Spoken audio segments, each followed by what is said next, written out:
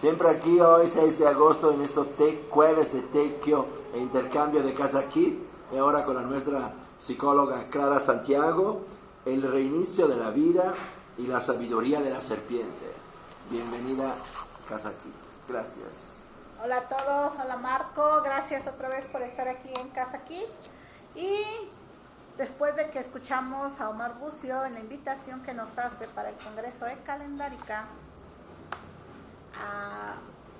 varios nos han dicho, al menos de los de la sabiduría maya, que el día 12 de mayo muchos de ellos han escuchado que sus abuelos les dicen: el 12 de agosto de 2006 las 5 serpientes de la sabiduría cambiarán el rumbo de la vida y se va a reiniciar la vida.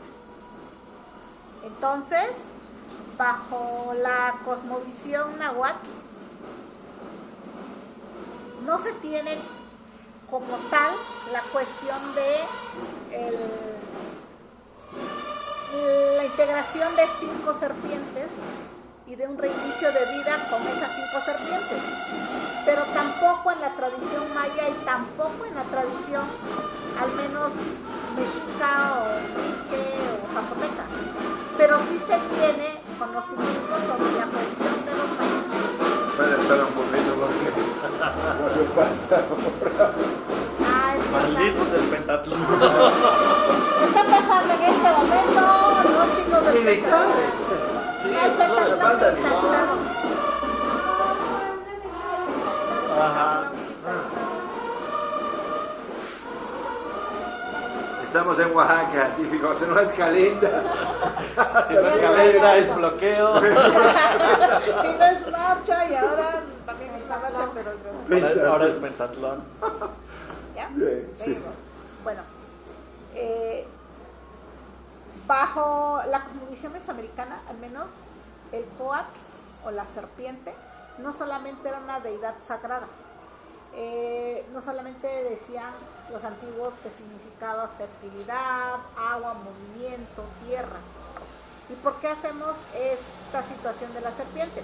Vamos a iniciar con que a partir de la llegada de la segunda colonización para nosotros, porque siempre nosotros debemos decir que nosotros sufrimos una segunda colonización. La primera colonización fue por los mexicas y posteriormente hay una segunda colonización por parte del bando europeo y en específico, al menos en nuestra Mesoamérica, fue por España.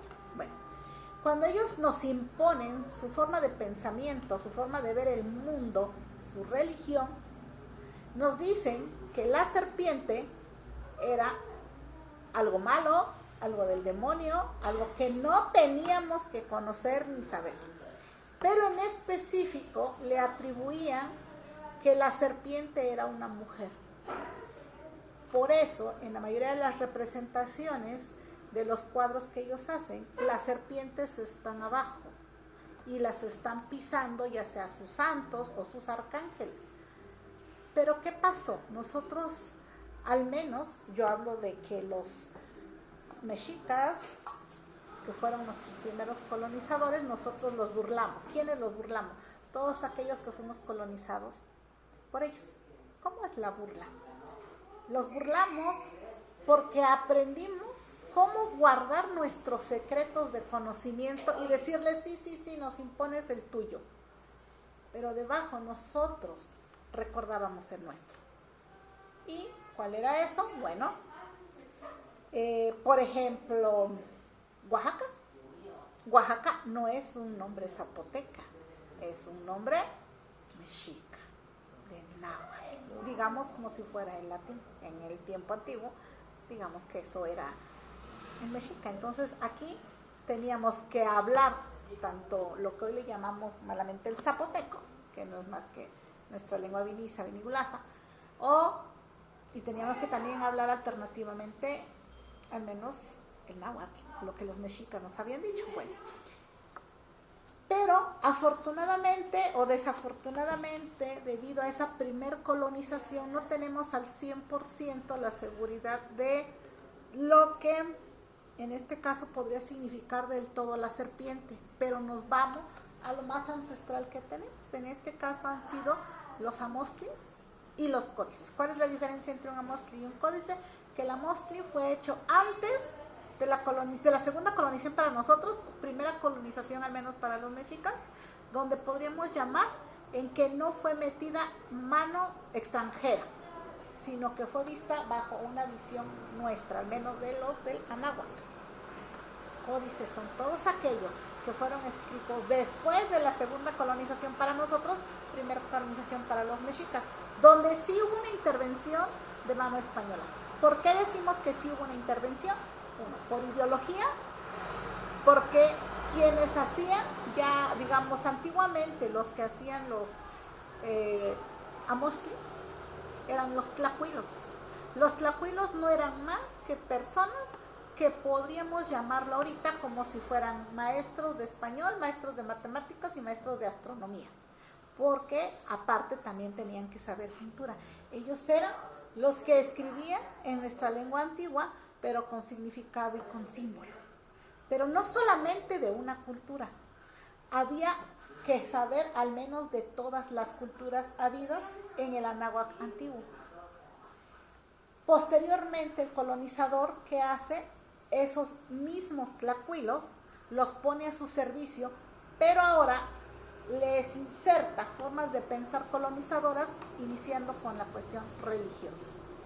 Y dentro de ellas era, la serpiente es mala. ¿Y qué le decíamos nosotros? Pero la serpiente representa a la mujer, por eso es mala. Pero no entendían el por qué. Bueno, el símbolo sagrado que existía no solamente en el Anáhuac, sino también en el Abya Yala, en el Tahuantinsuyo, era la dualidad. Y bajo una visión de dualidad se podía concebir toda nuestra cosmovisión. Últimamente, menos lo que descubre el doctor Juan Carlos Sánchez Antonio, que por cierto ya llegó su libro de la filosofía zapoteca, y lo pueden adquirir, habla de la cuestión más fuerte, bajo la visión de los Vinisa, que podríamos llamar que lo más central que tenemos aquí en Oaxaca, en Lua, como dijera el maestro Nicéforo Urbieta, que significa el ojo de cocijo, mi ojo, el ojo de cocijo. Así debería llamarse Oaxaca, Lua, no Oaxaca, no Oaxaca, porque eso es que mexica. Digamos que nuestro nombre sería Lua, con el apóstrofe cortado, porque eso es lo que corta el tiempo y el espacio, el apóstrofe. Lua, digamos, desde nuestro Lua. Dice Juan Carlos que los Vinisa decían lo siguiente: primero fue la oscuridad, porque de la oscuridad nace la luz, y la oscuridad está representada también por la serpiente. La oscuridad es serpiente, agua, mujer, luna, montaña, tierra. Luz es hombre, sol, lo que está iluminado, lo que está afuera, lo que es el calor, el fuego. Por eso se habla que bajo nuestra visión, primero era la oscuridad y luego la luz. Pero eran dos visiones que no podían ser divisibles, sino que estaban completamente unidas en movimiento eterno. Y dentro de la oscuridad, que es la representación de la mujer, se representaba también como una serpiente, porque era la sabiduría. Y el hombre era representado dependiendo cada cultura. En algunas era el jaguar, como los mixtecas. En los mexicas era el águila. Aquí en nosotros probablemente era también el jaguar, al menos los Vinisa, los Vinigulaza, como le llamamos a los zapotecos. Y en otras, por ejemplo en el Tahuantinsuyo, es el cóndor. O los ecuatorianos, que es el quetzal. Esa era la representación del hombre. Pero estamos viendo que casualmente hay una fecha específica que es 12 de agosto del 2026. Y se habla de un reinicio de la vida. Yo les puedo hablar del reinicio de la vida desde la cuestión de la psicología, desde la cuestión del equilibrio. La psicología en el Anáhuac no era vista más que como un desequilibrio. No era más que eso, no era una enfermedad, no estábamos enfermos de nada, simplemente era un desequilibrio, una desarmonía. Pero vamos a hablar de lo que pasó un 12 de agosto del año de 1521.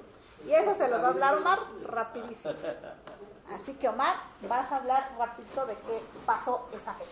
Bueno, nada más hay que dar como contexto para entender por qué surge esta parte. Hay que entender que los pueblos reescriben su historia y en este caso pues los mexicas, al ser una de las 7 tribus magatlacas, que al menos el códice Moturín o la teoría de la peregrinación plantea, salen las 7 tribus, Chalcas, Colhuas, Tepanecas, etcétera, de Aztlán, Chicomostoc, y en este caso pues llegan al Valle de México. Los mexicas son la última tribu que llega a los valles, al Valle de México, y se sienta en la cuenca de lo que es el lago de Texcoco. Sin embargo, hay que entender que hay como una estrategia, o más bien hay una lógica dentro de la política indígena, y una de ellas es que los que dominan en su tiempo son los tepanecas, bueno, en este caso pues los que eran los señores de Azcapotzalco. Cuando los mexicas llegan al Valle de México, se van hacia Chapultepec, son corridos de Chapultepec, y luego posteriormente quieren regresar, pero regresan, digamos, como guerreros mercenarios de los tepanecas. Posteriormente, bueno, se da una situación, para esto Texcoco era conocido como la capital cultural, al menos en lo que era el Anáhuac, entendido como esta zona geográfica del Valle de México, y son quienes resguardan todos estos textos y códices nahuas, y que todos modos son de tradición pues tolteca. Cuando los mexicas, pues bueno, ya están hartos de que Azcapotzalco los someta, en este caso Tezosomo, se organiza lo que es la Triple Alianza, que es una unión de 3 pueblos, Tenochtitlan en este caso, como la parte belicosa o la parte guerrera, Tlacopan, que desaparece dentro de esta configuración política indígena, y en este caso pues la capital cultural, que es Texcoco. Sin embargo, en la época de Moctezuma II, ya no voy a ir de esa parte, Moctezuma II interviene en la soberanía de Texcoco y proclama a Cacámac como señor de Texcoco, aún así no siendo elegido, porque realmente quien en la línea sucesoria tendría que haber pues ostentado el poder, al menos en Texcoco, era Ixtlilxóchitl. Sin embargo, como Moctezuma interviene en esta cuestión política, impone a Cacámac, y de ahí entonces esta alianza pues se rompe, ¿no? Entonces la Triple Alianza se rompe porque hay una suerte de que los mexicas quieren pasarse con el poder completamente. De ahí viene porque Texcoco en algún momento se alinea con Cortés, pero esta alianza no es casualidad, sino incluso antes Nezahualpilli, que muere más o menos en 1515, resulta que critica al propio Moctezuma porque pues en esta lógica de querer imponer y someter a los pueblos de alrededor, pues sí había una suerte de matanza y sacrificio por parte de los mexicas, porque desde la visión mexica el sol lo teníamos que alimentar con corazones y con sangre. Entonces era una forma doble de imponer, era como te colonizo de manera mental, pero también como te colonizo a través del miedo. Y pues aquí, claro, no me dejará mentir que el miedo es una sensación que llega a paralizar. Entonces dicen que al año más o menos el número de personas que se sacrificaba, al menos para poder alimentar al sol, que en este caso pues era la aberración que hacen los mexicas a la toltequidad, pues es un promedio de 10,000 personas. Entonces llega un punto donde es insostenible esta barbarie, y el propio Nezahualpilli pues critica a Moctezuma y le dice esta parte pues no es posible seguir manteniendo esta barbarie. Entonces en algún momento tú vas a tener que caer y vas a tener que perecer. Entonces sí había una suerte de conocimiento tanto matemático desde la calendárica como en este caso, pues también desde el conocimiento, vamos a decirlo, mántico y adivinatorio. Entonces, con las fechas calendáricas, un 12 de agosto, para amanecer 13 de agosto de 1521, corresponde a un tonal, un ocoat, que es lo que César Morlán en algunas charlas ha planteado no como una conquista, porque eso, pues digamos, es un también mito que se ha ido creando en la historia, pues, oficial de México, sino que en realidad fue una entrega programada. Entonces ellos se dan cuenta que en ese momento pues ya no hay posibilidad de que ese mundo que habían creado desde pues, el sometimiento de los demás señoríos a Tenochtitlan pues siga creciendo, ¿no? Entonces se da una interrupción. Entonces son esos precisamente 100,000 soldados indígenas entre tlaxcaltecas, texcocanos, chalcas, colvas que habían sido sometidos, pues quienes destruyen la ciudad y derrocan en este caso a quien será el último Tlatoani, que será Cuauhtémoc, y se da la entrega programada de Tenochtitlan ese 13 de agosto de 1521, y salvo pues de las historias que se han contado, se maneja lo que fue la reclamación de la última consigna de Titán y Cuauhtémoc, y donde prácticamente pues, se dice que esto se acabó, ¿no? Entonces se da una fusión entre la parte indígena y española, y precisamente siguiendo la cuenta de Alfonso Caso, que es como la más académica seguida al menos dentro de las cuestiones tradicionales, corresponde a un tonal, un ocoat, cuando cae esta ciudad, ¿no? Y a partir de ahí, bueno, inicia todo un proceso de colonización por parte de los ibéricos al territorio que posteriormente será llamado Nueva España. Y bueno, un poquito platicando esta historia, Ixtlilxóchitl se bautiza bajo el canon católico con el nombre de Fernando Ixtlilxóchitl, que después ya de esta herencia, digamos, ya colonial, pues se daría posteriormente ya el conocimiento de uno de los grandes cronistas del México novohispano, que fue Fernando de Alba Ixtlilxóchitl. Y entonces, pues toda esta es una cronología que pues son ciertas situaciones que se fueron concatenando, pero si los mexicas ya conocían que su mundo se iba a acabar para esta fecha, y a partir de ahí pues es el nacimiento de una nación que en algún momento es considerada pues, como una nación mestiza. Obviamente habría que también darlo en su justa dimensión, porque también hay otros investigadores como Christian Duverger, que plantean que esta noción del México, al menos de la Nueva España, iba a nacer como una nación mestiza, pues ahora sí que con principios y avalados a partir de lo que fue el Papa Alejandro VI, conocido como Alejandro Borgia, que sabemos pues, toda la historia del personaje, cómo llegó al poder papal, y obviamente pues espaldas de la corona española. Entonces hay ahí toda una suerte de configuración del nacimiento de una nación mestiza, pues que iba a estar no necesariamente a los designios de las órdenes de la corona española, pero bueno, eso lo plantea este investigador francés, y hay por ahí ciertas hipótesis que se han planteado en torno a la figura de lo que propiamente fue Hernán Cortés.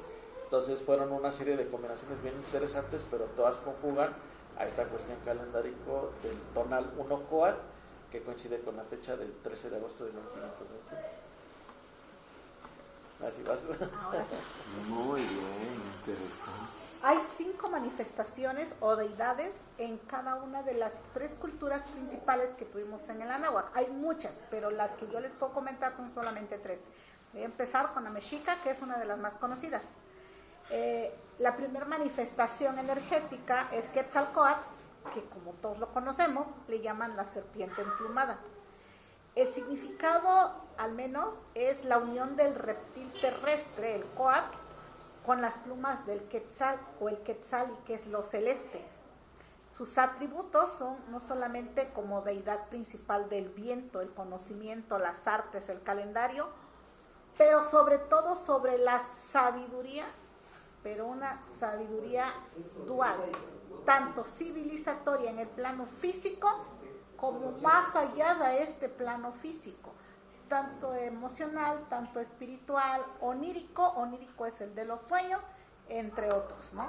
Es la más conocida en todas las culturas, y casualmente esa representación de energía o serpiente es compartida en todo lo que hoy le llamamos Latinoamérica.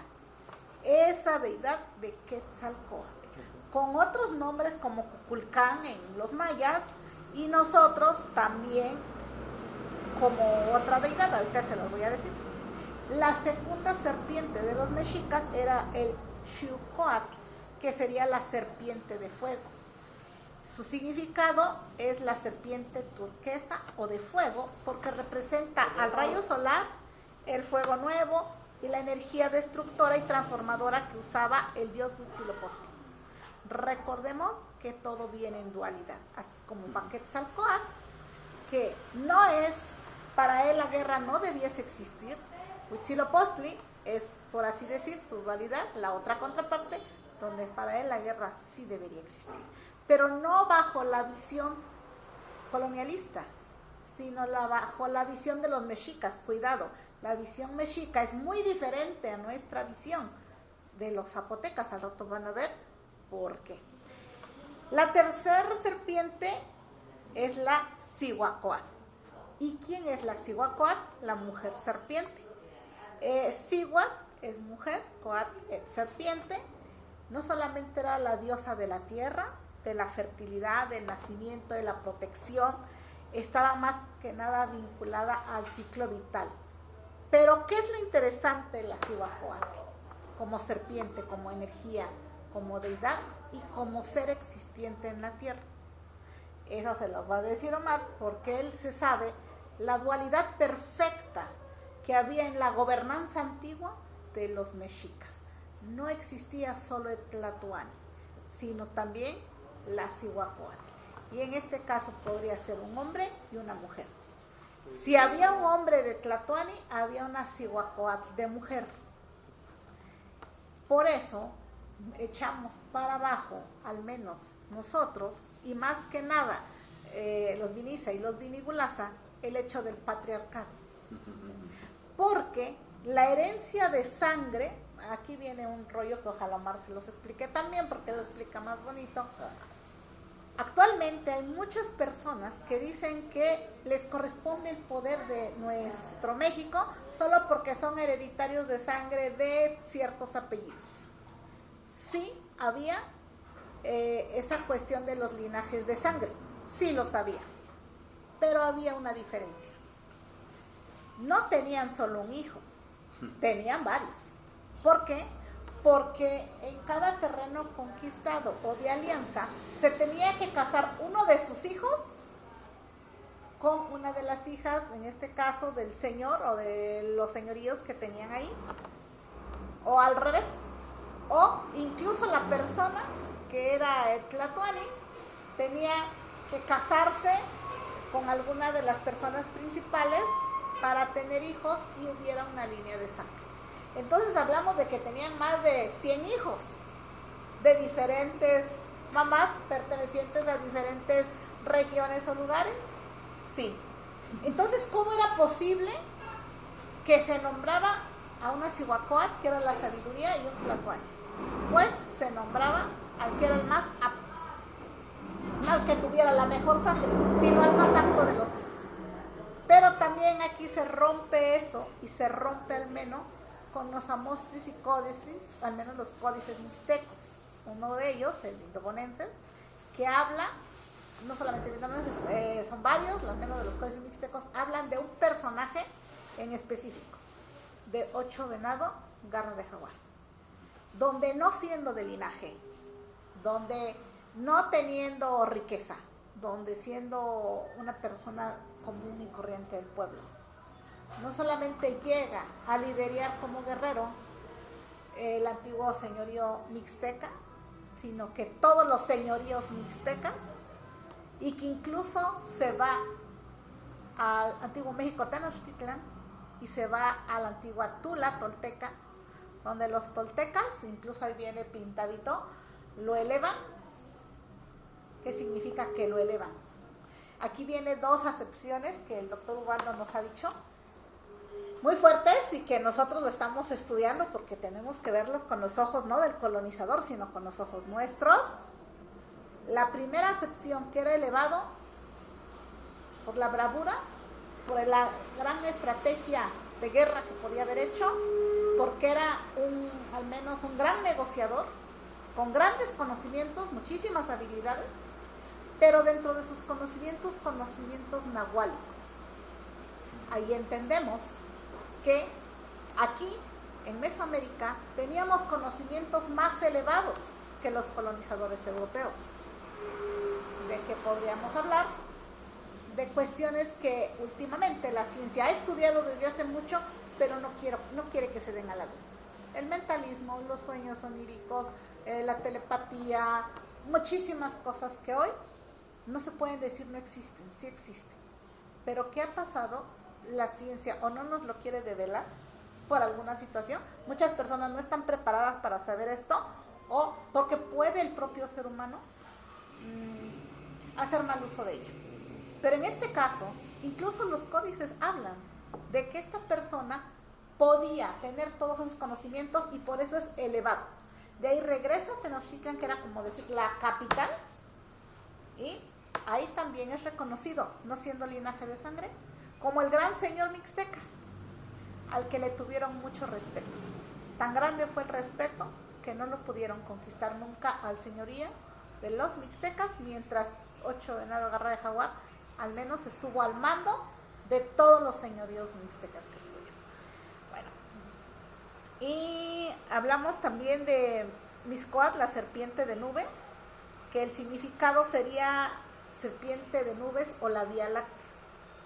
En este caso era la energía de la cacería, de las estrellas, de los pueblos chichimecas, asociado con lo que sería el firmamento nocturno. Por eso, cuando veían la Vía Láctea, los mexicas decían, mira, se está apareciendo Mixcoatl. Pero también Mixcoatl era esa fusión de la sabiduría de las estrellas. Por eso les decían así a los que antiguamente eran como astrónomos. Era como su deidad también de ellos. De ahí seguiría, no la deidad de la serpiente como tal, pero estaba asociada con ellas, que sería la Gran Coatlicue.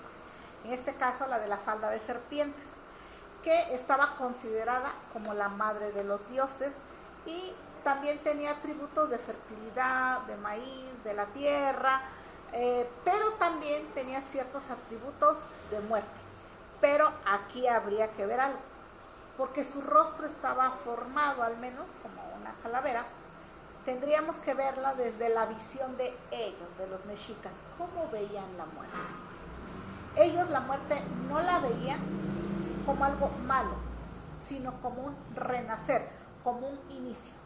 Cuando yo planto algo, una semillita, lo que sea, se va ¿hacia dónde? Hacia abajo, hacia la oscuridad, hacia la tierra. ¿Y qué pasa?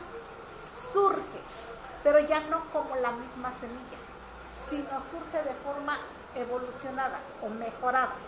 Surge para dar ¿qué? Para dar fruto. ¿Y dónde surge? De la tierra, de abajo hacia arriba. Y esto va muy ligado con las serpientes nuestras. Pareciera ser, muchos de nuestros abuelos y muchas de las culturas hablan de que los mexicas, al colonizar ciertos pueblos, a ver, les voy a enseñar más o menos cómo estaba el rollo, debido a que ellos se dedicaban más a la guerra y a la conquista, solamente le ponían atención a eso. Entonces los pueblos nuestros le llamaban que eran bárbaros. Se va a escuchar fea la palabra, pero eran brutos. Le decían, los mexicas son unos brutos, porque solamente saben guerrear, saben pelear. Y cuando ves los códices, efectivamente, solamente agarraban un taparrabo o incluso hasta andaban desnudos. O sea, si se dan cuenta, sus trapos, le decíamos nosotros, por ejemplo, en este caso los zapotecas, sus trapos no tenían nada. O sea, eran lisos. Si ahorita ustedes van y observan a los de las tradiciones mexicanas, cómo se visten. Se visten como todas las culturas, menos como la suya. Y ahorita están adaptando hombres camisas de Tlahuitoltepec, de todas las culturas, menos la de ellos. Y no entienden por qué. Precisamente por eso, porque nosotros le decíamos que eran brutos. ¿Por qué brutos? Brutos para nosotros no es que fueran tontos, sino que no tenían una ciencia como tal. les pasó algo parecido, como decían, no sé si sea cierta y tu raza ahora, los romanos, que solamente se estuvieron en el arte de la guerra y lo único que sabían era fundir armas, aceros, es solo eso. Arte, pintura, escultura, danza, o sea, no, para ellos eso no existía. Ciencia, no. Entonces, ¿qué hacían? Bueno, necesito saber por qué llueve y qué onda con el maíz. Pues, ¿quién es la mejor cultura que sabe? Pues sobre esa nos vamos.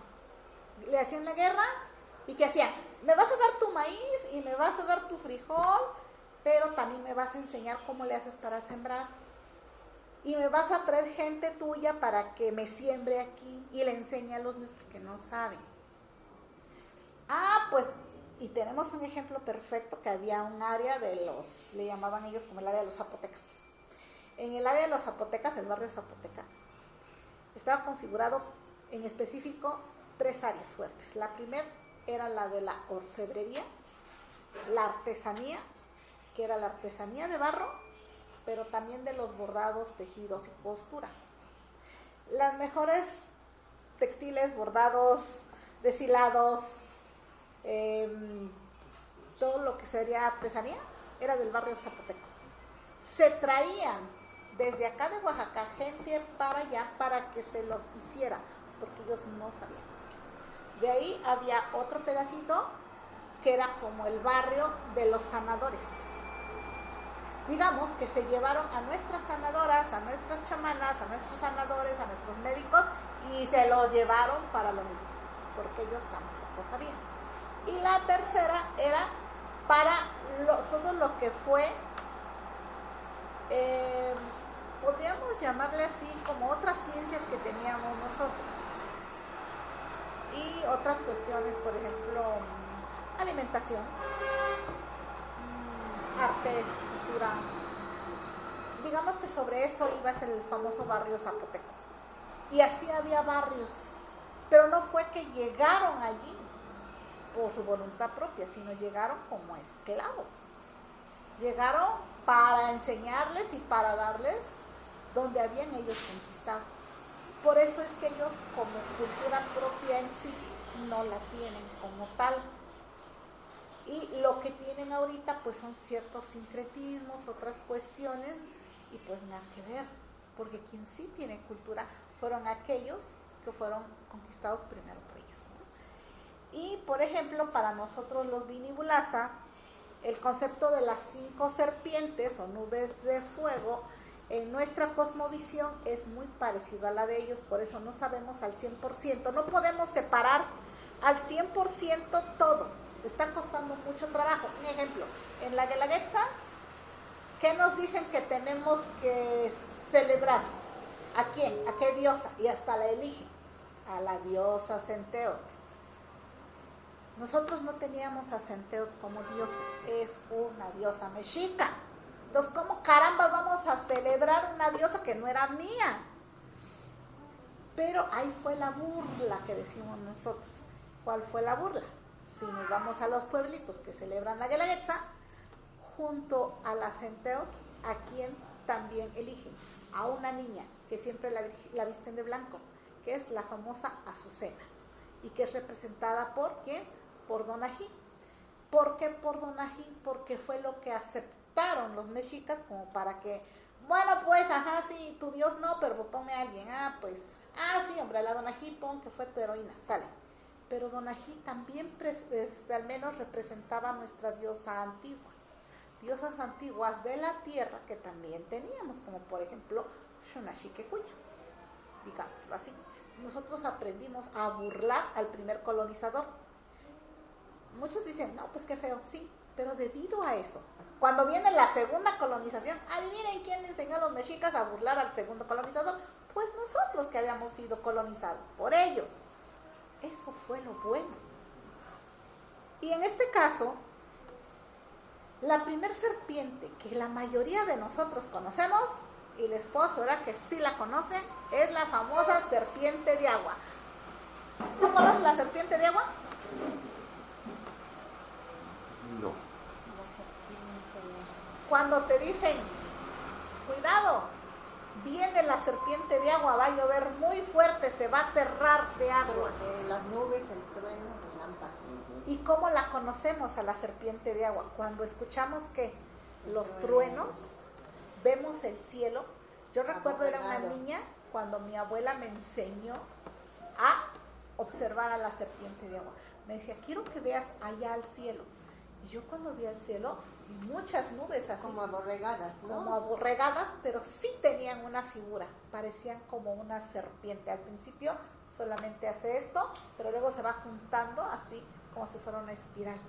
Y empieza una tronadera espantosa, se ven súper negras, como si fuera una tormenta eléctrica. Y decía mi abuela, ten cuidado, porque cuando serpiente de agua llegue, se va a cerrar mínimo una semana o 15 días de agua. No paraba de llover, y efectivamente no paraba de llover. Este año, yo lo que recuerdo es que los abuelitos decían, no se ha presentado la serpiente de agua, no va a llover fuerte. Y efectivamente, no ha llovido fuerte. Pero, dicen los mexicas, que la serpiente de agua llegó ahí con ellos. ¿Por qué? Porque bajo su cultura de ellos tienen otros rollos también. Dicen que la serpiente de agua tenía que llegar por alguna situación de calendario numérico allá con ellos, no con nosotros. Nosotros a la serpiente de agua le llamábamos Vendanizá o Vendayusé. Vendanizá le dicen al menos los Viniza y de ahí los Vinibulasa. Para nosotros la serpiente de agua, ¿dónde vive? En la montaña, al menos está reconocida tanto en el istmo como en la sierra, pero que llamamos que anda en la tierra, la serpiente de agua, pero que va a llegar en ciertas fechas, en ciertas festividades o en ciertos momentos a ciertos pueblos. Por eso les digo que en este caso, dicen los mexicas que la serpiente de agua no iba a visitar Oaxaca, sino que se iba a ir directamente a México, Tenochtitlán, y que yo recuerde, desde mayo está llueve y por alguna razón no ha dejado de llover del todo, o sea, llueve, digamos, se abre un poquito el cielo y vuelta otra vez. Entonces, esa es la serpiente de agua, lo que le llamamos la Vendanizá. ¿Cuándo se rompe la serpiente de agua? Cuando llega al mar. Hay periodos de tiempo que dicen nuestros antiguos abuelos en que anda la serpiente de agua en la tierra y que va a llegar un tiempo en el que se tiene que llegar al mar. No les puedo decir porque yo no he hecho la cuenta de eso, pero los abuelitos sí te saben, bajo el 260, el calendario de 260, las fechas y los tiempos. Eso es algo que nosotros debemos conservar y debemos estudiar. ¿Por qué? Porque incluso nuestros antiguos abuelos podían predecir temblores. Es algo que nosotros hemos perdido. Decían los abuelos, tienes que tener oído para escuchar cuando viene el temblor. Mi mamá todavía, cuando viene un temblor, me dice, y estoy ahí en casa, me dice, hija, vámonos para afuera, porque escucha, ya viene el temblor. Y le digo, mamá, ¿cómo escuchas? ¿Qué no escuchas? Me dice, se escucha que vienen las piedras como rodando. Y yo la saco afuera y efectivamente, nosotros nos salimos afuera y empieza un temblor fuerte. Esas son cuestiones que nosotros hemos dejado de lado. ¿Por qué? Porque pensamos que no es ciencia. No, todo eso es ciencia y tenemos que volver a utilizar esa ciencia antigua para nosotros prevenirnos o ayudarnos a que esta civilización continúe. De ahí tenemos a la serpiente más grande, una serpiente que al menos se aparece en el día 7 casa. Esa sí ya tenemos la referencia por el maestro Nicéforo Urbieta y está asociada a Pitao-Cosijo. ¿Por qué? Porque para los Vinibulasa el cielo y la tierra estaban encarnados por Cosijo. Si se dan cuenta, la iconografía, los rasgos son entre un jaguar y una serpiente.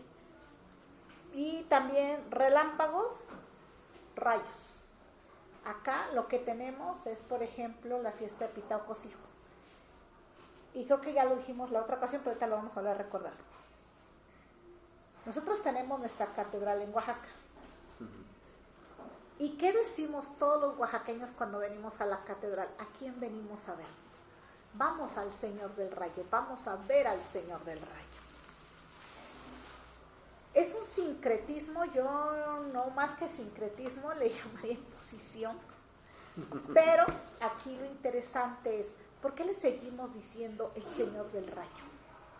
Simple, porque abajo se encuentra el punto exacto donde está la energía de esa serpiente, de la serpiente del gran Pitao-Cosijo o Señor del Rayo. Ahí viene la burla que le llamo yo, porque nosotros aceptamos la cruz del colonizador, pero le seguimos diciendo, como nuestros ancestros le decían, el Señor del Rayo, Pitao-Cosijo, que es en este caso sería el segundo punto de Pitao-Cosijo. El primer punto está en la iglesia del Carmen Alto, y efectivamente está en la puerta del Carmen Alto. Ahí está el primer punto de energía y también está señalado y marcado. Aquí lo interesante es cómo es posible que el colonizador dejó las marcas exactas donde estaban los puntos de energía de Pitao-Cosijo, que en este caso es la divinidad o el señor más grande que tendríamos los mexicas, y que muchos lo confunden con Tlaloc, porque al menos por los lentes le llaman algunos. A ver, Omar, ese tú te lo sabes mejor. ¿Qué? Y sobre Pitao-Cosijo, háblales de Pitao-Cosijo. Ay, Dios. Bueno, partiendo del principio de la propia lengua, pues el concepto de Pitao es como la reconstrucción del aliento vital, que es esa energía que se va generando a partir del equilibrio de las oposiciones. Entonces, por ejemplo, luz-oscuridad son dos antagónicos que no se aniquilan, sino se equilibran, y ese dinamismo o esa relación dinámica es lo que se conoce como Pitao.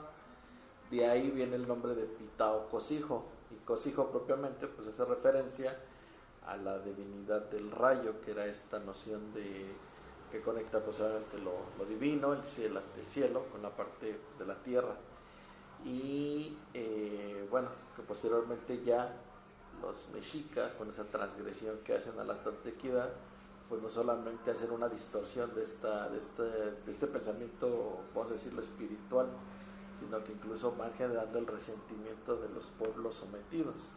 Entonces de ahí también porque esta cuestión de la pues mal llamada conquista, pues en realidad se da precisamente a partir de esa distorsión que hacen los mexicas, ¿no? Porque así como bien se dijo que las dualidades eran hombre-mujer, desgraciadamente los mexicas también hicieron su aberración, y aunque había un tlatoani, que es el que habla en nombre de la voluntad del tlactoca, en este caso el Cihuacóatl, que bueno, algunos personajes como lo fueron Antonio Velasco Piña, pues plantean que fue Tlacael, y de hecho él es el que hace toda esta reescritura del pueblo mexica y toda esta cuestión más barbárica.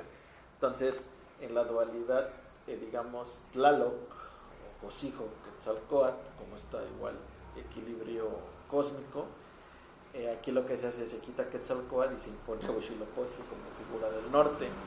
Y eso también tiene mucho que ver, porque no hay que olvidar que los mexicas, como pueblo peregrino, también en algún momento buscaban emparentar con todo este linaje tolteca, que parte se guardó en Teotihuacán, luego se va más hacia el norte a Tula y posteriormente lo resguarda en Texcoco. Por también la importancia de lo que platicábamos ahorita al inicio de Texcoco, como digamos el que alberga todo este conocimiento tolteca, ¿no? Incluso hay cronistas, como el propio Alba Ixtlilxóchitl, quien dice que después de la caída de México Tenochtitlan, se da la gran quema de la biblioteca de Texcoco, donde se destruyen muchos códices del linaje tolteca, precisamente como una forma de sometimiento, pues también ideológico, y todo eso tiene que ver con esta parte. Algo que sí de repente todavía estamos como tratando de entender es cómo se da esta distorsión entre la cuestión de lo que es Cosijo, como la divinidad del rayo, al menos para los Vinigulaza, y ya posteriormente esa llevada a México Tenochtitlan, ya convertido en esta figura de Tlaloc, porque lo característico en ambas iconografías y que siempre vamos a encontrar son los famosos ojos profundos, que son estos círculos, y una forma de que todavía se conserva y que de hecho también se ha visto, por ejemplo, en las comunidades, es esta sacralidad del agua, entendida como aquello divino que viene del cielo, cae, por eso también esa noción de los círculos y las rayas verticales, llega a la tierra, se hunde para fecundar, y ese es el proceso como se entendía la divinidad.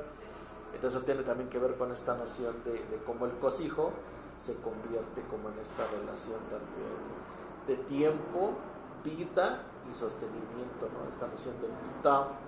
Y también algo que platicábamos con el maestro Nicéforo es que en esta relación de sostenimiento de la vida frente a la barbarie, por así decirlo, mexica, pues que en un momento determinado algo que planteaban los pueblos, al menos aquí en los valles centrales de Oaxaca, es que eran pueblos con alto conocimiento pues para preservar la vida.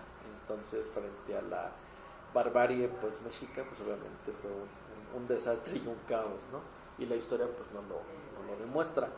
Y por el otro lado también hay que entender que Cosijo como divinidad, si bien es una deidad primigenia, también conecta esta noción de lo divino con lo profano de la tierra, precisamente a partir de esa expresión que se plantea, porque algo que también nos han explicado, al menos de la cuestión calendárica, es que el calendario o la cuenta ritual de 260 días, que parece que es una cuenta muy consolidada en varias culturas en toda la extensión de Mesoamérica, estaba planteada por el número 13 y el número 5. Entonces cuando multiplicamos en este caso 13 y 5 nos da una relación de 65, que curiosamente corresponde al tiempo o ciclicidad de lo que, bueno, el maestro Nicéforo nos ha planteado como un cosijo. De hecho, el equilibrio perfecto del calendario de 260 es la conjunción de esos 4 cosijos. Entonces 4 multiplicado por 65 nos da la cuenta completa del 260, que tiene mucho que ver con esta relación, pues sí, biológica, por así decirlo, espiritual más profunda, con esta parte pues también de la vida, la fiesta y todo el sistema como se va. Sobre todo porque esto es interesante, que estos ciclos se van repitiendo cada 18.890 días, que corresponde exactamente a 52 ciclos solares. Entonces eso también habla de esta ciclicidad y el tiempo, cómo va creciendo, por así decirlo, en una relación de espiral ascendente. Por eso hay que el hecho de que no sea lineal, y sobre todo que eso está profundamente ligado con estas ideas de sacral. Y que también, por ejemplo, en la actualidad todavía muchos campesinos, aunque viene más como de un ideario de la cultura popular, pero en realidad tiene esas raíces profundas, la cuenta del tiempo está relacionada precisamente a este conocimiento de la cuenta del 260, como parte de su ritualística, y de ahí porque también las cuentas, sobre todo en ciertas fechas del año, se inician en ciertos meses, precisamente como una consecuencia de este conocimiento muy en la raíz, pero que se sigue replicando de generación en generación.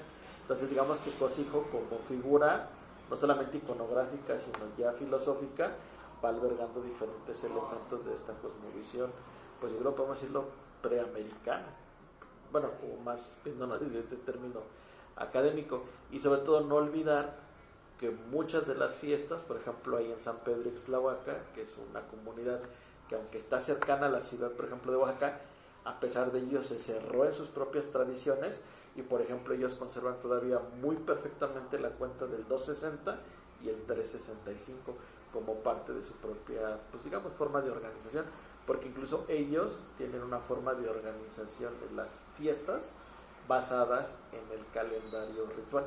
Y por ejemplo, algo interesante es que ahora que tenemos la oportunidad de estar por aquellos lados, gente de la propia comunidad nos platicaba que ese sistema pues es antiquísimo, es ancestral, pero curiosamente coincide con el sistema de las fiestas que en algún momento pudieron haber existido en los valles centrales. Por ejemplo, ellos al año celebran bajo este sistema de veintenas 18 fiestas, y cada mayordomía está específicamente determinada por una fecha calendárica dentro del, vamos a decirlo, calendario gregoriano, en este caso pues, que corresponde al año solar. Pero estas fiestas están muy documentadas y específicamente llevadas en esta relación, pues digamos, entre lo divino y lo profano de la tierra, mundano de la tierra. Como dijo Mar, efectivamente, Pitao Cosijo es, por así decir, el dios principal de los Vinisa y los Vinigulasa o del Luá de Oaxaca. ¿Por qué?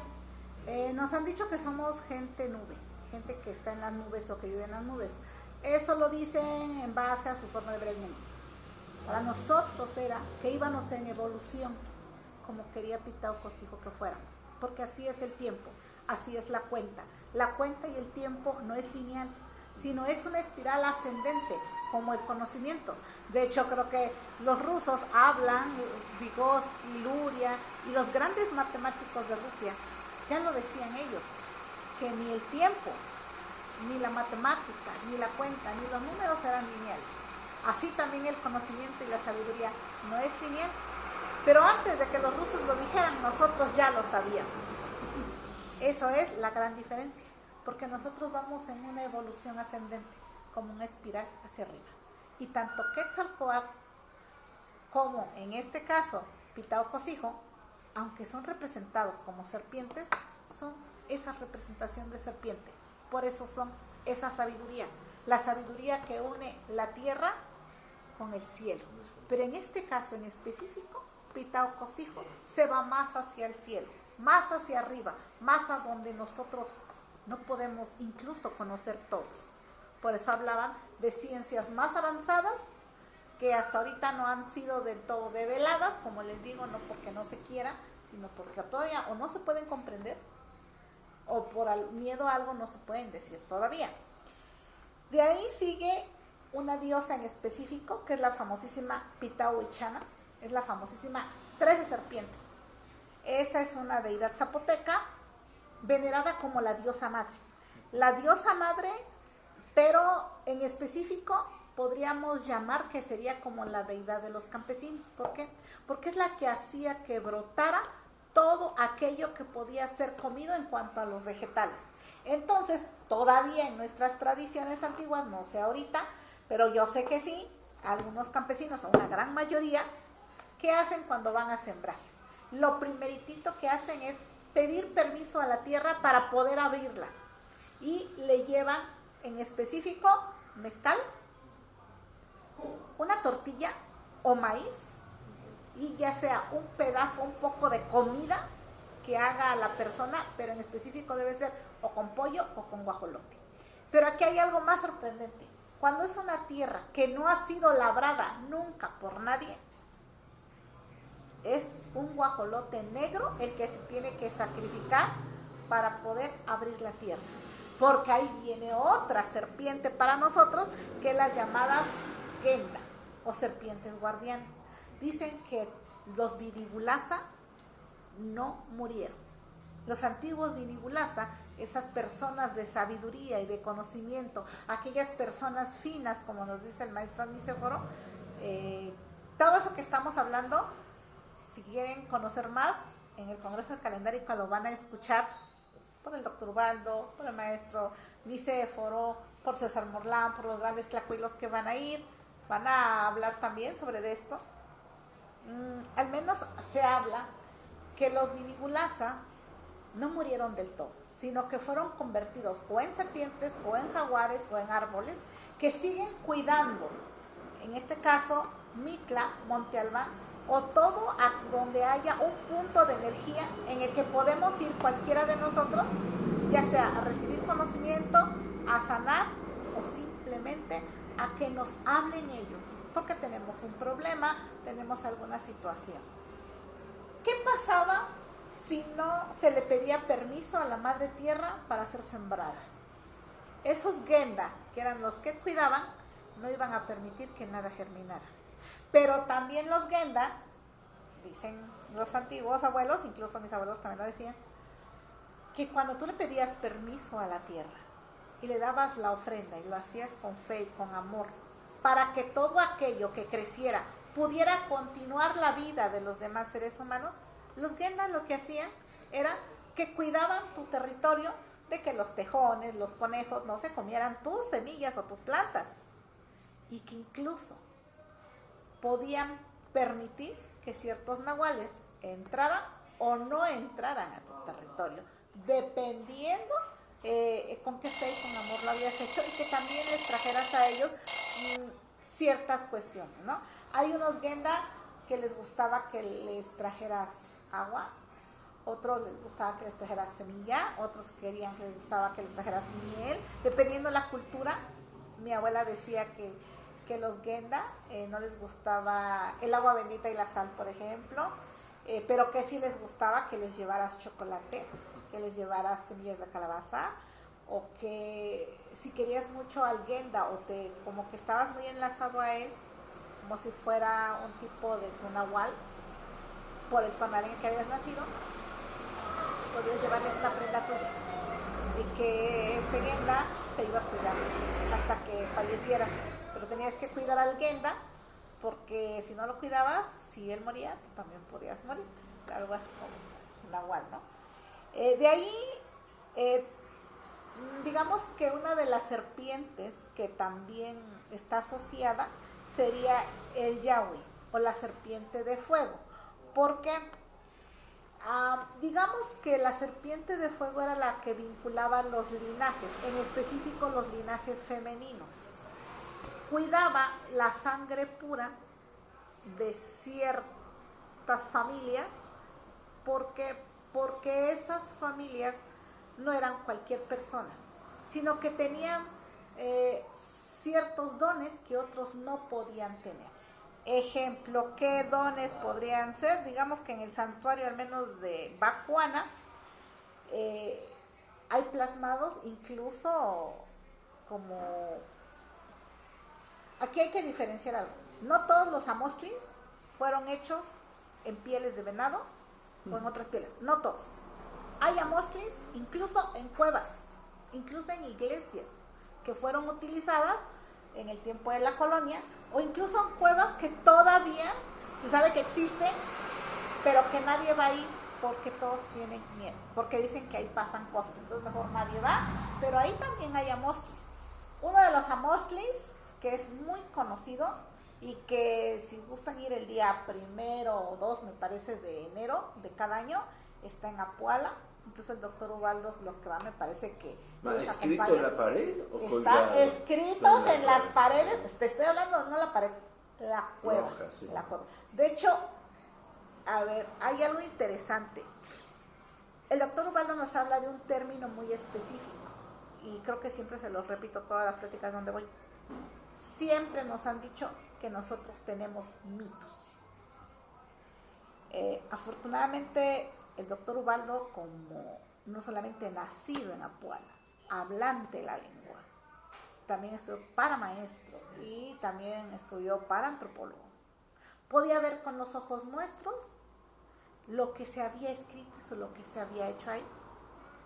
Y dice que él tiene un rollo que se cayó casualmente ahí. Hay me parece que es la lámina, no, la 51, no lo recuerdo bien, pero es en el Códice Vindobonenses, que se ve la entrada a una cueva. Es la cueva de la serpiente. La boca está en Apuala. Ahí se ve, y efectivamente los que vayan a Apuala lo que van a ver es todo un códice, bueno, un amostli, o sea, todas las figurillas que van a ver ahí están pintadas. Y si tú ves el Vindobonenses y otros códices, vas a encontrar exactamente la misma pintura, pero ahí, y representada de otra forma. Viene la historia de que hay una persona que entra a esa cueva, o sea, una persona que por alguna razón entró a la cueva, está la boca de la serpiente y se ve así, y que sale la cola. La cola sale en una población que habla de muchas mariposas, donde hay mucha vegetación, y que la persona casualmente sale por la cola. Es imposible que una persona común pueda salir porque está muy chiquitita. Digamos que es una cueva grande, pero de ahí luego se va haciendo pequeña. Entonces lo más probable es que ibas a morir asfixiado porque al parecer hay un río, se ve así que hay un río. Pues sí hubo una persona que entró, vio, observó y casualmente salió hasta el lado del Papaloca, donde termina lo que le llamamos la cola, que viene casualmente en ese amostli, en el Códice Vindobonense, y que salió vivo. ¿Hace cuánto tiempo? Si ahorita tiene como casi 80 y feria, tendría en esa época como hace como 73 años. Y efectivamente, es quien están pensando. Siendo un niño chiquito de 3 años, su mamá le dijo, no vayas allí. Pero dice, todos iban a jugar ahí, pues yo también fui. Pero no sé cómo me resbalé y me resbalé. Y fue la única persona que recuerda todo lo que había en el camino. Y fue a salir hasta por Tuxtepec, por esos lados de Usila. Y cuando lo agarraron al niño, porque lo vieron que estaba casi flaquito ahí, que no había comido, todo deshidratado, no lo llevaron como cualquier niño de ahí se perdió. No, ellos decían que quien salía de la cola de la serpiente era porque venía a hacer algo muy grande por su pueblo. Entonces buscaron a la familia y dijeron, es que la cabeza de la serpiente está en Apuala. Y se fueron a dejar al niño a Apuala. Y efectivamente, cuando todo el pueblo ve que es ese niño, Santiago Apuala. efectivamente. Dale plática, ¿verdad? Entonces, lo reciben y le dicen exactamente lo mismo. Quien se ha caído de la cabeza a la cola de la serpiente, viene a hacer algo muy grande por el pueblo. Y efectivamente, vino a hacer algo muy grande por el pueblo, a poner de pies los códices mixtecos que estaban de cabeza. Y que le costó mucho, sí. Pero ¿qué pasa? Él es el primero que habla, que los mitos no son algo de un invento que nos inventamos, sino que le podríamos llamar que es la historia sagrada de nuestros pueblos. ¿Por qué? Porque si existe el lugar y existen las cosas, entonces no es algo de nuestra imaginación, sino que existe en la realidad. Y que solamente podemos traducir lo que nuestros antiguos abuelos sabían a estos tiempos. ¿Y qué pasa? Muchas de las cosas que hay ahí nos dicen de su ciencia, de su tiempo, de su forma de contar, de hablar, de vivir. Me pondría a decirles las otras serpientes mayas, que es Cuculcán, el Ochcón, la lluvia, la protectora, la hueso blanco, pero son muy parecidas a estas. ¿Qué hablamos cuando se reinicia la vida? La vida no se reinicia solamente en los tiempos descritos para toda la humanidad, como lo vemos el 12 de agosto del 2026 que se viene en este tiempo, sino que cada uno de nosotros vamos a tener un reinicio de vida, o incluso hasta 2 o 3 reinicios de vida. ¿Cuándo es ese reinicio de vida? Cuando algo muy fuerte nos ha pasado a nosotros, tan fuerte que ha hecho que el desequilibrio sea tal que incluso nos enfermamos físicamente o nos sentimos completamente muy mal con nosotros. El Hunakku es lo que los mayas le llamaron, en este caso, el equilibrio. Es la famosa Ixtapapalotl. Nosotros también le llamamos la cruz nuestra, que no es la cruz que está acá, sino es la cruz de 4 rumbos. Si se dan cuenta, hay un punto, otros le llaman el punto de Cosijo. Por ejemplo, le llaman el equilibrio también de la protección de la cruz de Yalala. Todo habla del equilibrio. Cuando reiniciamos un tiempo de vida, tenemos que llegar al equilibrio mismo de la vida nuestra. En este caso, no solamente hablamos de 5 serpientes.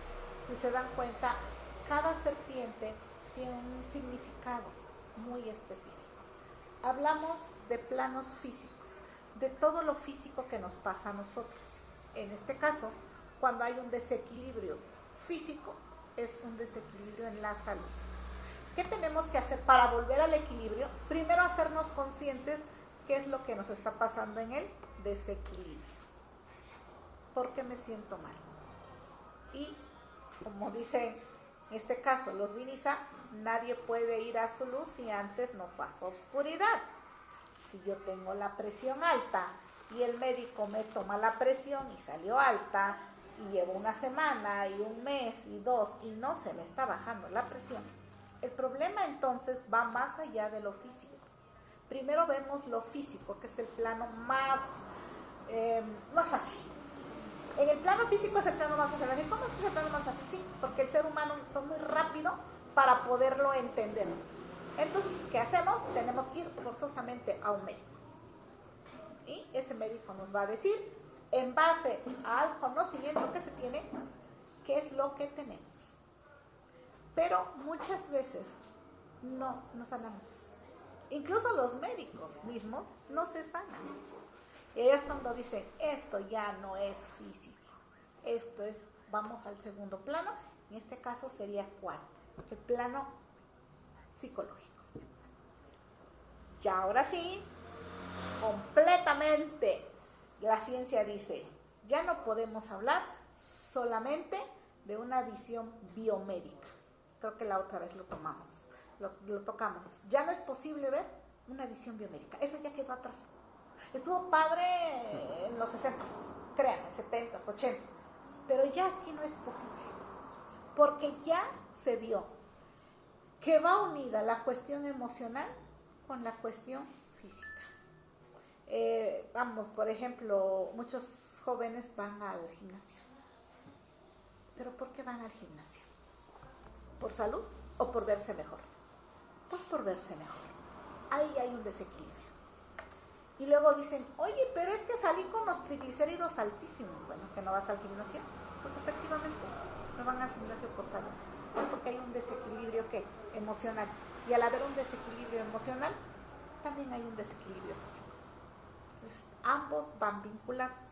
Nosotros ya estamos viendo digamos, en este plano, podríamos llamar, que ya vemos que no es una visión biomédica, sino es una visión socio, emoción, ya no es posible solo dos, ya es más. Incluso yo podría decir que hay un tercero. Y ahí es cuando le ponemos el cosmo, bio, socio, emoción. ¿Por qué? Vamos a un tercero. Incluso cuando el psicólogo nomás no la arma, la medicina tampoco la arma. Entonces hay otro más que todavía la ciencia al 100% no lo ha visto. Pero sí se ha demostrado que existe, pero no del todo es aceptado.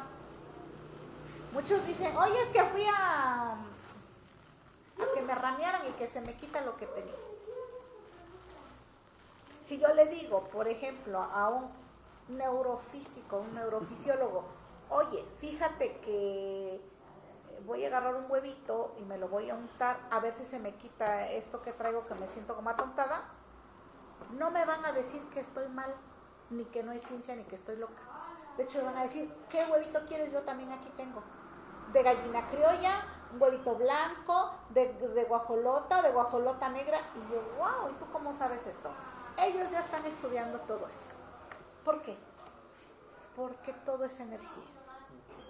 Y ahorita, a partir del principio de la energía no se crea ni se destruye, solo se transforma, tenemos que entender que todo es energía. Por eso lo que hablamos de las serpientes, que les decía, ¿son dioses? No, nunca les dije son dioses, son energías. También nosotros interpretábamos eso como energía. Vamos, por ejemplo, la serpiente en el oriente le llaman el kundalini. Nosotros no le entendíamos como eso de kundalini. Para nosotros era otra la representación que tenía. En este caso es la mujer. Ir a la oscuridad.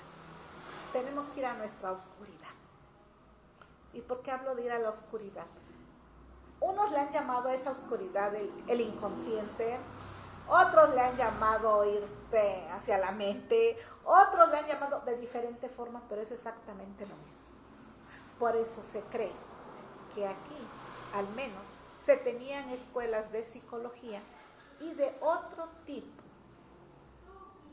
Incluso podríamos llamar de alta especialidad. Apenas que fuimos con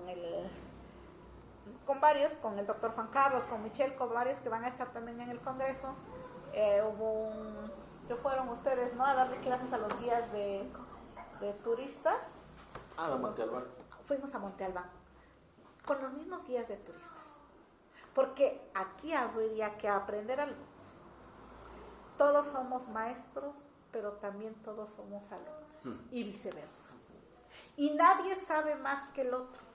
La diferencia es que uno sabe una cosa y el otro sabe otra cosa. Y porque fuimos todos, creo que los guías de turista no lo tenían contemplado dentro de al menos de lo que estaban haciendo, de su curso, pero quisieron ir. Y fue algo hermoso, porque cada quien hacía la lectura y complementaba sobre lo que hacía falta que el otro no sabía.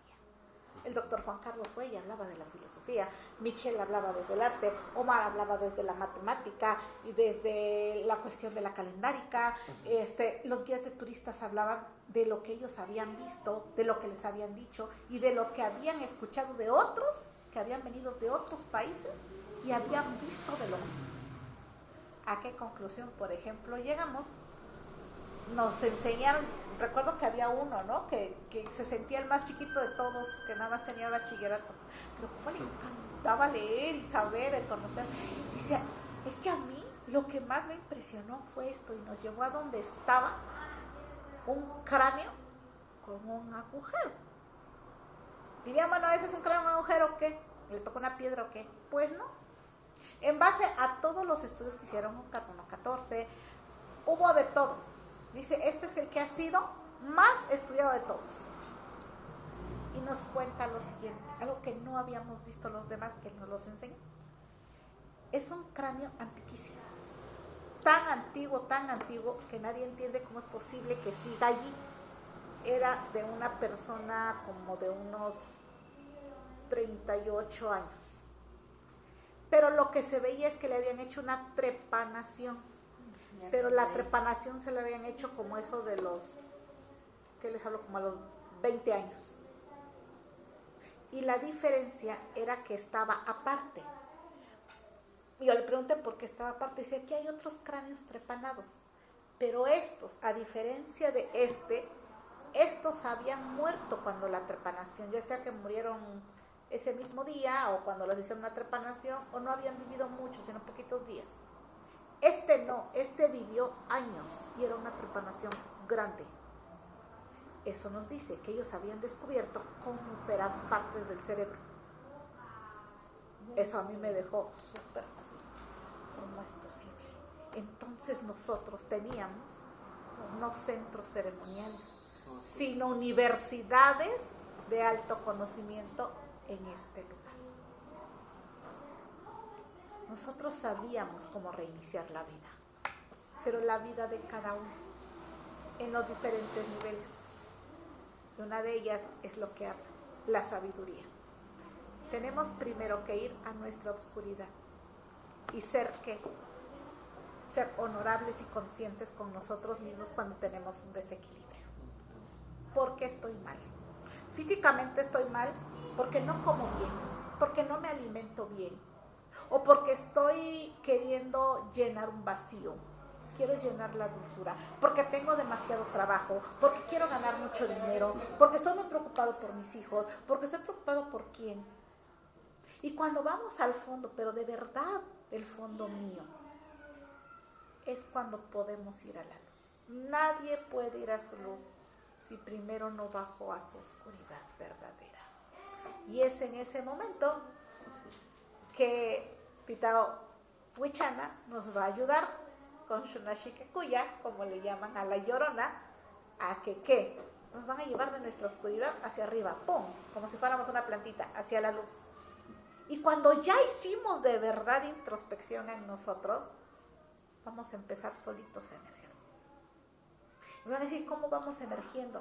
Simple, ahí vienen las Genda, esas serpientes que nos van a ayudar. Las Genda son la amiga, el amigo, la comadre, el maestro, una persona que se va a poner en ese momento y que me va a ayudar con su luz a salir de la oscuridad. Pero primero yo debo ir a mi oscuridad, ser honesto conmigo mismo, ser honesta conmigo mismo. ¿Qué es lo que me está llevando a la tristeza, a la enfermedad, al desequilibrio que yo tenga? Lo que sea. ¿Por qué tengo broncas con mis hijos, con mi mujer, con mi marido? ¿Por qué tengo problemas en el trabajo? ¿Por qué tengo pobreza? ¿Por qué tengo falta de abundancia? El por qué que quieran, la preocupación que quieran, el desequilibrio, no lo vamos a encontrar allá o allá, no. No por pagar un psiquiatra, un psicólogo, un médico, me va a venir a solucionar mi problema. Porque al menos llegan siempre ¿De qué cree? Tengo broncas con mi marido, es el peor ogro del mundo. ¿O qué cree? Mi mujer es el peor ser humano del planeta. Me hace la vida imposible. Eso simplemente no es la causa. Es solamente alrededor de la causa. Y cuando ya vamos al origen, tenemos primero que hacer que él sea consciente o ella sea consciente. ¿Cuál es el verdadero problema? Terminan diciendo, híjole, es que esa desgraciada vieja que es mi mujer, no es tan desgraciada vieja, yo tengo broncas emocionales desde niño o desde niña. O sea, ese marido loco que me hace la vida imposible, no es el malo, sino que a veces yo quiero que ese hombre me dé lo que no me fue dado de niña. Entonces, la causa verdadera no está fuera, está dentro de nosotros. Y no podemos ir a la luz si primero no fuimos a nuestra oscuridad. Pero ser de verdad honestos con nosotros. Y no andar culpando al mundo de lo demás. Pero no podemos tampoco vivir aquello concepto que ojalá pudiese entenderse. El famoso concepto del perdón fue muy colonizado. Y el concepto del perdón dice, es que tienes que perdonar a tu enemigo, es que tienes que poner la otra mejilla. Ah, momento, sí, pero eso es de allá. Nosotros no veíamos el perdón como eso. Nosotros veíamos el perdón como descargar el daño que me habían hecho y tirarlo ahí al agua. Que se lo lleve el agua, porque no es mío. Fue algo que me hizo otra persona a mí que ya no debo de cargar. No es que yo lo olvide, sino que tengo que hacer consciente y tengo que ver con ojos de amor al que me hizo daño. Porque esa persona que me dañó, me hizo mucho daño, está 1000 veces peor que yo. ¿Qué tenemos que hacer? Sí aceptar que pasó tal evento, pero que ese evento no me va a ayudar a que yo me vaya más para abajo, sino que van a ser piedras en el camino que me van a ayudar a hacer yo una escalera para poder elevarme, ir hacia arriba. No voy a ocupar esas piedras para decir, es que no puedo pasar del otro lado porque tengo muchas piedras aquí, sino que tengo que agarrar esas piedritas y con esas piedras voy a hacer una escalera para ir hacia arriba y para pasar ese evento. Porque solamente así podemos ir a la luz. Porque si sigo con ese enojo, esa ira contenida, el enojo del que me hicieron, sí, te hicieron. A todos nos han hecho. Y nos han hecho cosas horripilantes. Y muchos llegan y me dicen, pero es que su mamá de usted no le hizo lo que me hizo mi madre, lo que me hizo mi padre, mi hermano, mi abuelo, mi tío, mi esposa. A todos nos han hecho algo horrible. Pero no por eso voy a ir cargando en esta vida algo que no me corresponde. Le corresponde a eso. Pero es que quiero que pague. A ver, momento, acá hay dos cosas. ¿Tienes que denunciarlo? Sí, en su tiempo y en su momento. Hacer que pague, creo que algo que nos dejaron nuestros abuelos, al menos mi abuela, muy fuerte, fue algo interesante que después en las culturas orientales, casualmente, ellos en su cultura lo ven de otra forma, nos decían, tú puedes hacer que el otro pague, de verdad que el otro pague lo que te hizo, analizándolo no es posible. ¿Por qué? ¿Cómo me lo va a pagar? Con dinero no le va a alcanzar. Que yo le haga lo mismo que me hizo a mí, pues tampoco, porque yo no podría hacérselo. No es ni el tiempo, ni el momento, ni la forma, ni el lugar, y no lo haríamos. Bueno, entonces, ¿cómo quiero yo que pague el otro? ¿Con cárcel? Bueno, probablemente sí. Pero no es algo de pagar. Al menos esto es un concepto que es New Age y es un concepto tibetano. A mí me lo explicaron dos, una monja tibetana y el monje tibetano que conocí. Una era, la monja era más apegada a la cultura occidental, me lo explicó de una forma, pero cuando este monje tibetano, apegado a su verdadera cultura oriental, me lo explicó, fue que entendí la verdad y me dijo, esto tan tanto mi cultura, así como ustedes tienen sus códices, sus amostris, también nosotros tenemos los nuestros. Te voy a decir lo que hablan sobre el perdón. Dice, el perdón no es más que descargar las piedras que te pusieron a cargar a ti. Y que veas con ojos de amor al que te hizo el daño. Y no esperes que lo castigue, porque te lo hizo en su ignorancia y porque está debajo de ti. Tú estás por encima de él. Y lo único que él quería era tu luz, pero no es posible que se la des. Pero tiene que entender que no puede tener tu luz. En este caso, el daño que te hizo no puede hacer que tú le des lo que tú tienes, porque no es de él. Pero tiene que entender que eso no se hace. Cuando él me lo enseñó, le dije, no te entiendo. Me dijo, ¿vas a regresar conmigo y me vas a enseñar? Efectivamente,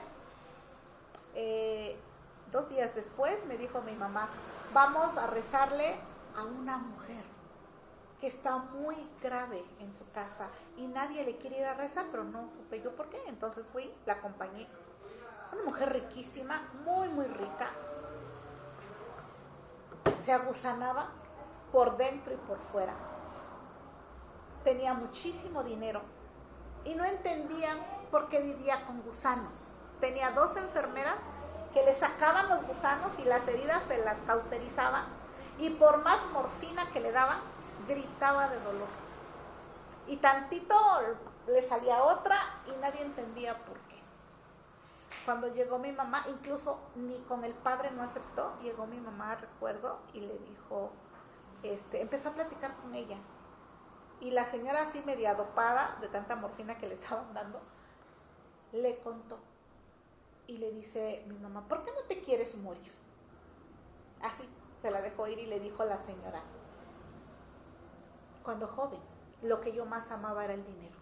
Y no me importaba destruir, matar o hacer lo que fuera por dinero. Yo quería tierras, dinero y poder. Y le dice mi mamá, ¿y lo conseguiste? Y le dijo, sí. ¿Cómo lo conseguiste? Extorsionando, mintiendo, haciendo daño, haciendo lo que fuera por tener dinero. Porque yo quería tener dinero. ¿Y qué pasó? Pero yo quería el dinero para mí. Me enamoré de un hombre. Pero ese hombre solamente me quiso por mi dinero. Me di cuenta a los 3-4 meses cuando yo ya estaba embarazada. ¿Y qué hiciste? Lo maté. ¿Y dónde está ese hombre? Está enterrado acá abajo de mi cama. Porque él no se iba a ir de mi cama. Aquí se iba a quedar. Y seguía haciendo daño. ¿Y tu hijo? Ah, le dice, mi hijo no lo sé. ¿Qué pasó? Dice, pues te voy a contar la verdad. A mi hijo lo mantuve de mendigo. Porque una persona muy, muy, muy tremenda en cuestión de dinero, ahorraba hasta el mínimo centavo. No quería que nadie le robara su hijo. Dice, un día mi hijo se fue porque se estaba muriendo de hambre. Nunca más lo volví a ver. ¿Pero qué pasó? Dice, pues viví muy bien, muy rica. Yo pensé que era muy feliz hasta el día que me enfermé. Y le dice, ¿hace qué tiempo te enfermaste? Tengo como 5 años, normal, con diabetes, con presión alta, pero me diagnosticaron lo que le llaman pie diabético. Y desde ahí empezó mi desgracia. Ya fui a muchos lados, con muchos médicos, he gastado más de la mitad de mi fortuna. Y yo no entiendo por qué estoy llena de gusanos. Entonces le dice a mi mamá, ¿y no crees que el hecho de hacer daño a los otros es malo? Y fue que en ese momento ella fue a su oscuridad y dijo, creo que sí. Que pesaba más hacer el bien que hacer el mal. Pesaba más ayudar al otro que tener dinero. Creo que si yo no hubiera tenido lo que tengo, si yo no hubiera hecho el daño que hice, hoy no estaría muriendo a gusana. En ese momento mi mamá me dijo, ya va a morir. Y le dijo a la enfermera, ¿cómo va a morir? Lleva meses en ese estado y no se muere. Meses, o sea, vive gritando, vive llorando, vive desesperado. Y entonces mi mamá me dice, ya va a morir, porque para nosotros, cuando tú ya reconoces el daño que has hecho, y se lo dijo a la señora llorando a mares y a lágrimas, pero que lo reconoces detrás del corazón, te das cuenta de que estás empezando a querer cambiar, que era demasiado tarde. Y lo último que le dijo es, yo ni tan siquiera doy una limosna ni a la iglesia, ni a nadie, yo guardo siempre mi dinero.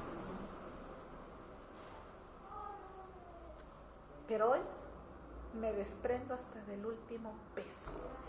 Cuando dijo eso, la señora murió. Llegó el padre, llegaron las autoridades porque vivía completamente sola, todo el mundo la odiaba. ¿Y qué creen que pasó? Adivinen dónde estaba el dinero. Bajo la cama. Adentro de su colchón, bajo la cama, encontraron el Muerto. ataúd del muerto. Su hijo ni tan siquiera llegó. ¿Quién sabe dónde estaría el hijo? Y entonces el presidente municipal llamó al pueblo y le dice, ¿y ahora qué hacemos? Y dijo el pueblo, pues que el dinero sea del pueblo. Todo lo que ella había ahorrado en su vida, para ella, sin querer fue para los demás. Al otro día, me comuniqué con el monje tibetano y le dije, ya te entendí. Con razón nuestros abuelos decían, no puedes tener la justicia en tu mano. No es posible que tengamos la justicia en nuestra mano, porque no le vamos a hacer nada a la otra persona. ¿Cómo va a pagar el daño que nos hizo? ¿Y qué pasa cuando permitimos que la serpiente de la sabiduría, que está aquí, y está aquí también, y está aquí porque está en evolución, sea quien dirija nuestra vida? Simple. Cuando nos enteramos la persona que nos hizo daño y nosotros no le hemos hecho daño, dicen, ya pagó su cuenta, como dicen los abuelos. ¿Ya te enteraste que fulanita le pasó esto? Es que ya pagó su cuenta. O fulanito le pasó lo otro, ya pagó su cuenta. Esperemos que cambie. Y si no cambia, hacia arriba. Déjenselo a Pitaocos, hijo, que lo sorprenda con su rayo. Porque nosotros tenemos que ir en evolución. No podemos ver la cuenta del otro. Como en el banco de la Noreta, yo no puedo andar viendo la cuenta de los otros a ver cuántas flores pusieron. Sí, en el banco sí. Pero yo sí puedo ver la mía. Pero no en este caso. Yo puedo ver mi cuenta, la cuenta que yo llevo. Y la cuenta que yo llevo de flores en el banco de la Noneta, como dice Omar, tiene que ir ¿qué? Creciendo.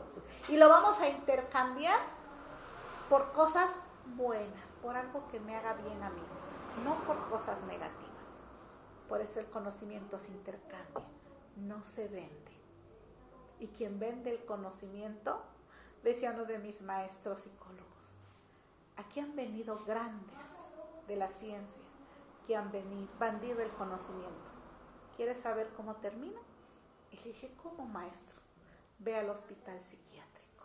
No te va a gustar saber cómo terminan los que venden el conocimiento. Y desde ese día aprendí que el conocimiento no se vende, se intercambia, pero por conocimiento. Así que esta es una de las partes del reinicio de la vida. Tenemos que reiniciar la vida, ir a nuestra oscuridad para la luz. No tenemos que tener miedo a que lleguen catástrofes o lo que sea, sino que utilizar a la serpiente de la sabiduría. Y recordar que la mujer es sabiduría. Dicen que es el hombre el pilar de la familia. Sí, pero alrededor de él se enrosca una serpiente, que es la mujer, que es la que lleva la sabiduría. Y así como el hombre es el tlatoani de cada hogar, la mujer es la Cihuacóatl de cada hogar. Por eso en dualidad se llevaba a la gobernanza de todo el Anáhuac. Por eso nosotros tenemos que tener en dualidad la gobernanza, tanto de nuestra vida como de nuestra familia. ¿Qué hablamos de dualidad en nosotros mismos? Mi luz y mi oscuridad. El ejemplo de matar. Matar nos han dicho que no es bueno, efectivamente no es bueno. Pero si en el momento en que es necesario que yo lo haga para salvaguardar mi vida o de los que yo quiero, es bueno. Por eso nada es bueno y es malo. Simplemente hay que saber utilizar la luz y la oscuridad en equilibrio, como el Honaku, pero con la sabiduría de la serpiente. Y es todo por hoy. Muchas gracias. Ojalá que les haya servido esto para ir a su oscuridad, que puedan después ir a su luz. Gracias.